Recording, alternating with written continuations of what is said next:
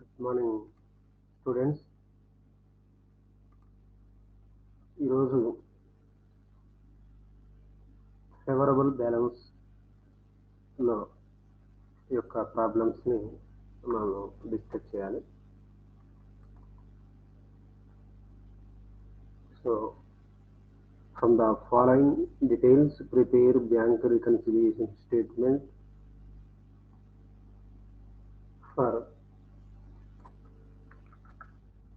Osmania Fertilizers as on December 31st, 2019. So ఇక్కడ మనకు 7 transactions మనకు ఉన్నాయి. సో ఆ 7 ట్రాన్సాక్షన్స్ని బ్యాంక్ రికన్సిలియేషన్ స్టేట్మెంట్ 31st, 2019 మనము ప్రిపేర్ చేయవలసి ఉంటుంది. మనం ఈ విధంగా బ్యాంక్ రికన్సిలియేషన్ స్టేట్మెంట్ అనేది ప్రిపేర్ చేయాలి. సో ఫస్ట్ మనకున్నటువంటిది balance as per cash book. Balance as per cash book అంటే మనకు నగదు పుస్తకం యొక్క నిల్వ. నగదు పుస్తకం యొక్క నిల్వ ఎంత ఉందంటే 1000 రూపాయలు ఉంది. సో దాని ఆధారంగా చేసుకొని మనము పాసు పుస్తకాన్ని కనుక్కోవలసి ఉంటుందంటే నగదు పుస్తకం యొక్క నిల్వను ఆధారంగా చేసుకొని పాస్ పుస్తకం యొక్క నిల్వను మనము తెలుసుకోవలసి ఉంటుంది. నెంబర్ 1. తదుపరి ఈ ఉన్నటువంటి రిమైనింగ్ అంశాలు ఏవైతే ఉన్నాయో వీటన్నిటినీ ఆ యొక్క బ్యాంకు నిల్వల సమన్వయ పట్టికలో మరి ఆ యొక్క నిల్వలు మరి నగదు పుస్తకాన్ని కానీ పాసు పుస్తకాన్ని కానీ మరి నిల్వలను పెంచుతున్నాయా లేదా తగ్గిస్తున్నాయా అనే అంశాన్ని చూసుకొని దానికి అనుగుణంగా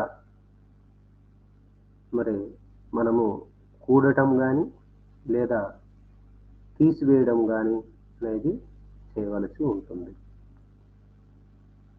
ఇక్కడ మొదటి అంశాన్ని మనం చూసినట్లయితే balance as per cash book. దీన్ని తీసుకోవలసి ఉంటుంది. మొదటగా నిల్వను తీసుకోవాల్సి ఉంటుంది. ఇది నిల్వ, క్యాష్ బుక్ నిల్వ. సో ఈ నిల్వను తీసుకొని మనం ఏం చేయాలంటే మనము బ్యాంక్ రికన్సిలియేషన్ స్టేట్మెంట్లో పర్టికులర్ కాలంలో balance as per cash book ఎంత 1000. దీన్ని అవుటర్ కాలంలో వేయవలసి ఉంటుంది. ఇది నిల్వను మొదటగా నిల్వను పర్టికులర్ కాలంలో ఈ విధంగా రాస్తూ balance as per cash book అని రాస్తూ దాని యొక్క నిల్వను అవుటర్ కాలంలో నమోదు చేయవలసి ఉంటుంది. Next, cheque deposited but not yet collected by the bank 2000 rupees. ఇక్కడ చెక్కు బ్యాంకులో డిపాజిట్ చేయడం అనేది జరిగింది. మరి ఈ యొక్క సందర్భంలో బ్యాంకులో ఎప్పుడు cheque deposited but not yet collected by the bank 2000 rupees. అయితే ఫస్ట్ చెక్కు డిపాజిట్ చేయడానికి ముందు మనకు చెక్కు వచ్చినటువంటి సందర్భంలో క్యాష్ బుక్లో డెబిట్ వైపున నమోదు చేసి మనము దానిని కలెక్షన్ కోసం బ్యాంకుకు పంపడం అనేది జరిగింది. అంటే ఇక్కడ ఏంటి, నగదు పుస్తకంలో నమోదైంది. ఎటువైపు నమోదు చేస్తాము? వచ్చిన సందర్భంలో డెబిట్ వైపున. కనుక నగదు పుస్తకంలో డెబిట్ వైపున నమోదు చేయటం వల్ల నగదు పుస్తకం నిలువ అనేది ఏమైంది? పెరిగింది. మరి పాస్ పుస్తకంలో నమోదు కాలేదు కాబట్టి పాస్ పుస్తకం నిల్వ తక్కువగా ఉంటుంది. నగదు పుస్తకం నిల్వ పెరిగి పాస్ పుస్తకం నిల్వ తగ్గింది కాబట్టి ఇప్పుడు మనం ఏ నిల్వ ప్రకారం చేస్తున్నాము? నగదు నిల్వ ప్రకారము ఈ యొక్క బ్యాంకు రికన్సిలియేషన్ స్టేట్మెంట్ను చేస్తున్నాం. కనుక నగదు పుస్తకం తగ్గుతుందా, నగదు పుస్తకం పెరుగుతుందా అనేది ప్రధానంగా మనం చూడవలసినటువంటి అంశం. కనుక ఇక్కడ మనకు ఈ యొక్క అంశం ఏదైతుందో cheque deposit, first cheque deposit చేయాలంటే మన వద్దకు చెక్కు రావాల్సి ఉంటుంది. కనుక నగదు పుస్తకంలో డెబిట్ వైపున నమోదు చేస్తాం. చెక్కు రాగానే నమోదు చేస్తాం. కనుక నగదు పుస్తకం నిల్వ ఏమైంది? పెరుగుద్ది. డెబిట్ వైపు నమోదు చేస్తే పెరుగుద్ది. ఆ పెరిగినటువంటి సందర్భంలో మరి ఇక్కడ అనుకూల నిల్వ ప్రకారము ఇక్కడ నగదు పుస్తకం నిల్వను పెంచినట్లయితే తగ్గించాలి, నగదు పుస్తకం నిల్వను తగ్గించినట్లయితే పెంచాలి. ఇక్కడ ఈ యొక్క రెండవ అంశము నగదు పుస్తకం నిల్వను పెంచిన ఏం చేయాలి? తగ్గించవలసి ఉంటుంది. వ్యతిరేక దిశలో తగ్గించవలసి ఉంటుంది. Cheque deposited but not yet collected by the bank 2000 rupees. 2000 rupees.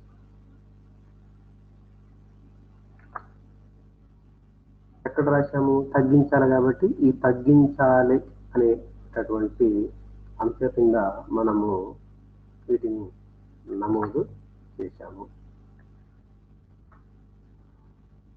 Next,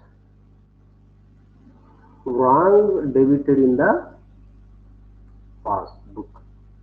wrong debited in the passbook అంటే ఇక్కడ పాస్ పుస్తకంలో ఇక్కడ ఏమైందయ్యా అంటే డెబిట్ వైపున తప్పుగా నమోదు అయ్యింది. డెబిట్ వైపున తప్పుగా నమోదైంది అన్నట్టు పాస్ పుస్తకంలో. అంటే ఏంటి? క్యాష్ బుక్ లో నమోదు కాలేదు అని అర్థం. పాస్ పుస్తకంలో డెబిట్ అయిందని చెప్తున్నాం. అంటే ఏంటి? పాస్ పుస్తకంలో డెబిట్ అయింది అనడంటే నగదు పుస్తకంలో ఆ అంశము నమోదు కాలేదు అని చెప్పడం జరుగుతుంది. సో మనం దీన్నే బేస్ చేసుకోవాలి. దీన్ని క్యాష్ బుక్ ను బేసిక్ చేసుకోవాలి. క్యాష్ బుక్ నే బేస్ చేసుకొని మనము ఈ యొక్క ట్రాన్సాక్షన్స్ అన్నిటినీ గమనించవలసి ఉంటుంది. ఇప్పుడు పాస్ పుస్తకంలో డెబిట్ అయినటువంటి అంశం ఏదైతుందో ఈ అంశము నగదు పుస్తకాన్ని, క్యాష్ బుక్ ని ఇంక్రీజ్ చేస్తుందా, డిక్రీజ్ చేస్తుందా అనేది మనం అబ్జర్వ్ చేయాలి. పాస్ పుస్తకంలో మాత్రమే డెబిట్ అయినటువంటి అంశము నగదు పుస్తకంలో నమోదు కాలేదు. నమోదు కాలేదంటే ఇప్పుడు పాస్ పుస్తకం నిల్వ డెబిట్ చేయడం వల్ల పాస్ పుస్తకం నిల్వ అనేది తగ్గిపోయింది. అంటే పాస్ పుస్తకం నిల్వ తగ్గటం వలన పాస్ పుస్తకం కన్నా క్యాష్ బుక్ నిల్వ అనేది ఎక్కువగా ఉంటుంది కంపారిజన్ చేసినప్పుడు. సో ఇప్పుడు నగదు పుస్తకం నిల్వ ఏమైంది? పెరిగి ఉన్నది. పెరిగి ఉన్నది కాబట్టి ఇప్పుడు ఏం చేయాలి? దీనిని ఏం చేయాల్సి ఉంటుంది? Wrong debited in the pass book అన్నాం. So wrong debited in the pass book అన్నాం కాబట్టి పాస్ పుస్తకం నిల్వ తగ్గి నగదు పుస్తకం నిల్వ పెరిగింది కాబట్టి పెరిగితే ఏం చేయాలి? తగ్గించాలి. దీనిని తగ్గించనే అంశంలో మనము నమోదు చేయవలసి ఉంటుంది.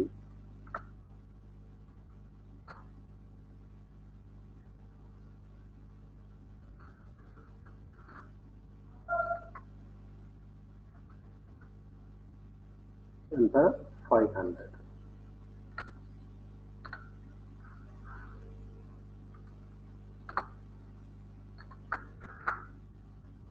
Right. Wrong debited in the passbook అంటే మనము నగదు పుస్తకం అనేది ఏంది? పెరిగింది కాబట్టి నగదు పుస్తకం పెరిగితే ఏం చేయాలి? తగ్గించాలి. కనుక ఈ అంశాన్ని మనము తగ్గించము అంటే తీసివేయము అనే అంశంలో మనము ఎంటర్ చేశాము.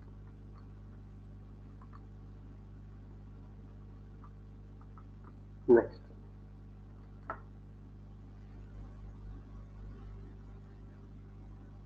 Check issued to Mr. X as not yet be presented for the payment. Cheque అనేది జారీ చేయటం జరిగింది. First cheque issued to Mr. X as not yet be presented for the payment. చెక్కు జారీ చేయడం జరిగింది కానీ చెల్లింపుకు దాఖలు కాలేదు. సరే, ఏదేమైనా ఫస్ట్ మనం చెక్కు అనేది జారీ చేయడం జరిగింది. చెక్కు జారీ చేసినటువంటి సందర్భంలో మనము నగదు పుస్తకంలో ఎటువైపున నమోదు చేస్తాము అంటే నగదు పుస్తకంలో క్రెడిట్ వైపున నమోదు చేస్తాము. నగదు పుస్తకంలో ఎటువైపు నమోదు చేస్తాము? క్రెడిట్ వైపున నమోదు చేస్తాము. దీనివల్ల క్రెడిట్ వైపు నమోదు చేయటం వల్ల క్యాష్ బుక్ లో క్రెడిట్ వైపు నమోదు చేయటం వల్ల క్యాష్ బుక్ నిల్వ అనేది ఏమైంది? తగ్గింది. నిల్వ ఏమైంది? తగ్గింది. ఈ నిల్వ అనేది మరి తగ్గటం అనేది జరిగింది. ఎక్కడ? క్యాష్ బుక్ లో. క్యాష్ బుక్ లో నిల్వ అనేది తగ్గింది. ఈ నిల్వ తగ్గటం వలన క్యాష్ బుక్ నిల్వ అనేది పాస్ పుస్తకం నిల్వ కన్నా తక్కువగా ఉంటుంది. కనుక మనకు ఒక్కటే ఏంటంటే క్యాష్ బుక్ నిల్వ తగ్గింది కాబట్టి నగదు పుస్తకం నిల్వను తగ్గించే అంశాన్ని కూడుము అనే అంశాలలో కింద రాయవలసి ఉంటుంది, లేదా నగదు పుస్తకం నిల్వను పెంచేటటువంటి అంశాలను తీసివేయుము అనే అంశాలలో రాయాలి. ఇప్పుడు ఈ యొక్క అంశము ఏదైతుందో చెక్కు జారీ చేయడం జరిగింది అనే అంశాన్ని నగదు పుస్తకంలో ఎక్కడ నమోదు చేస్తాము? క్రెడిట్ వైపున మనము నమోదు చేయటం అనేది జరుగుతుంది. సో నగదు పుస్తకం నిల్వ తగ్గుతుంది కనుక దీనిని ఎక్కడ రాయవలసి ఉంటుంది? కూడుము అనే అంశంలో మనము నమోదు చేయాలి. కూడుము అనే అంశంలో మనము నమోదు చేయాలి. Cheque issue to mister Arjun, cheque to mister X. Mr. X. Check issued to Mr. X as not yet be presented for the payment 2000 rupees. Right.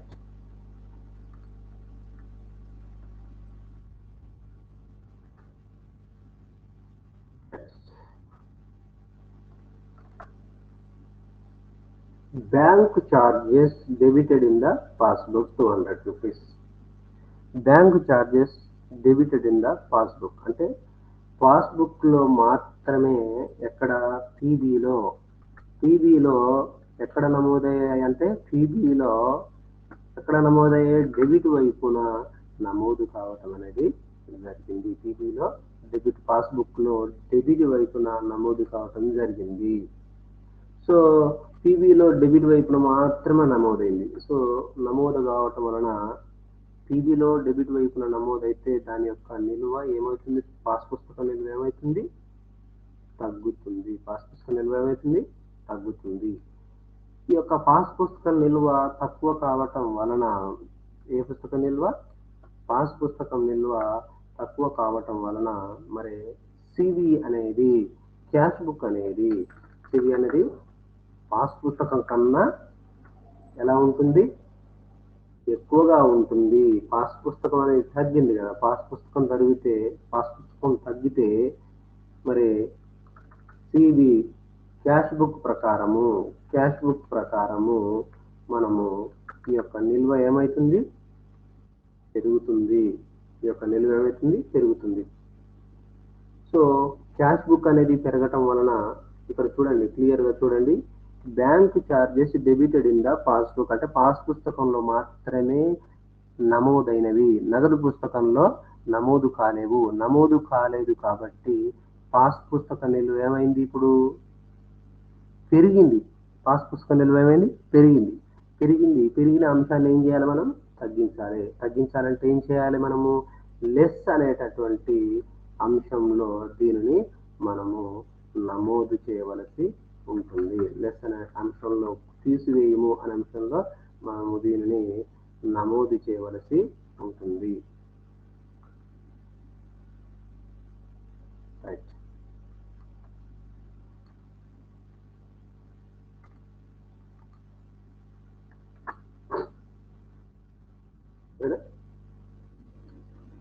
Next, interest allowed by the bank. Interest allowed by the bank అంటే మనకు ఇక్కడ pass పుస్తకంలో మనకు ఉన్నటువంటి నిల్వ మీద మరి interest వడ్డీ అనేది వచ్చింది. ఆ వడ్డీ రావటం వలన పాస్ పుస్తకంలో ఎటువైపు పాస్బుక్ లో ఎటువైపు నమోదైంది, క్రెడిట్ వైపున నమోదైంది. దీని వలన పీబీ నిల్వ అనేది ఎక్కువగాను, ఇంకా పీబీలో క్రెడిట్ వైపున నమోదైతే నిల్వ ఏమైతుంది, ఇంక్రీజ్ అవుతుంది. పీబీలో క్రెడిట్ వైపున నమోదైతే నిల్వ ఏమైతుంది, ఇంక్రీజ్ అవుతుంది. సో పీబీలో నమోదైంది, పెరిగింది, మరి క్యాష్ బుక్ లో నమోదు కాలేదు. సో దీంతో ఏమైంది, క్యాష్ బుక్ నిల్వ అనేది పాస్ పుస్తకం నిల్వ కన్నా తక్కువగా ఉన్నది. సో తక్కువగా ఉన్నది కనుక, తక్కువగా ఉంటే ఏం చేయాలి, యాడ్ చేయవలసి ఉంటుంది. యాడ్ చేయాలి. కూడుము అనే అంశంలో దీన్ని వ్రాయవలసి ఉంటుంది. Interest allowed by the bank అంత 200 రూపీస్ మనం ఏం చేయాలి, యాడ్ చేయవలసి ఉంటుంది. నెక్స్ట్,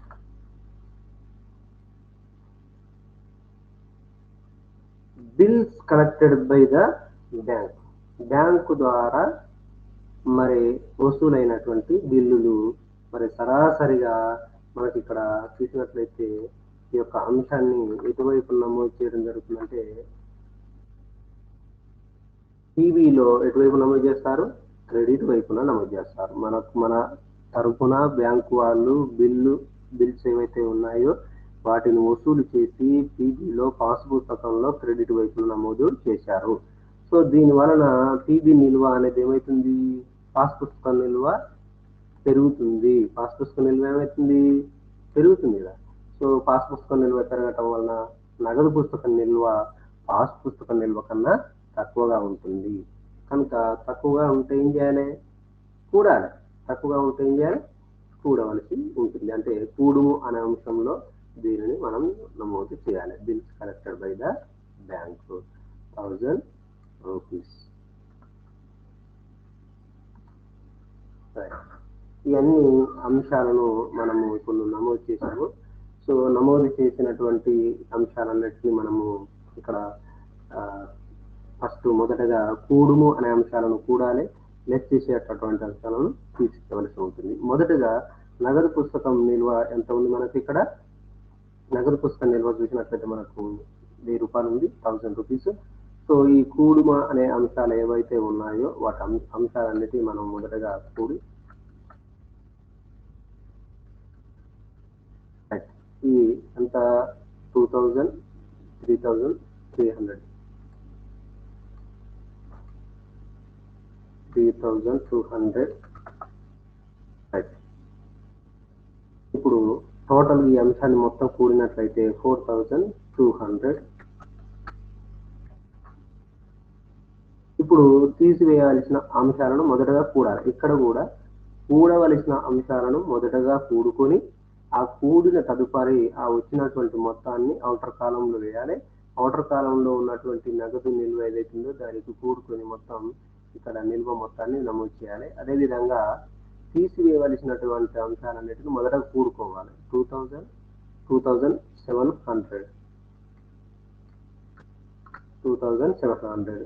సో ఈ యొక్క 4200 లో నుంచి ఇక్కడ ఉన్నది అంశం 4200 లో నుంచి -2700 ను మనము లెక్కేసినట్లయితే మనకు అక్కడ ఎంత 1500.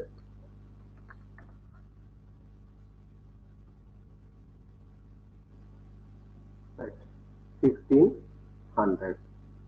ఈ విధంగా మనకు బ్యాలెన్స్ యాజ్ పర్ పాస్బుక్ నిల్వ అనేది మనకు రావడం అనేది జరుగుతుంది. అంటే క్యాష్ బుక్ బ్యాలెన్స్ ను ఆధారంగా చేసుకొని, ఇక్కడ చూడండి balance as per cash book ను ఆధారంగా చేసుకొని మన యొక్క అంశాలను కూడే అంశాలను కూడి తీసివేసిన సందర్భంలో మనకి ఇక్కడ పాస్బుక్ బ్యాలెన్స్ అనేది రావడం అనేది జరుగుతుంది. పాస్బుక్ బ్యాలెన్స్ అనేది మనకు రావడం అనేది జరుగుతుంది.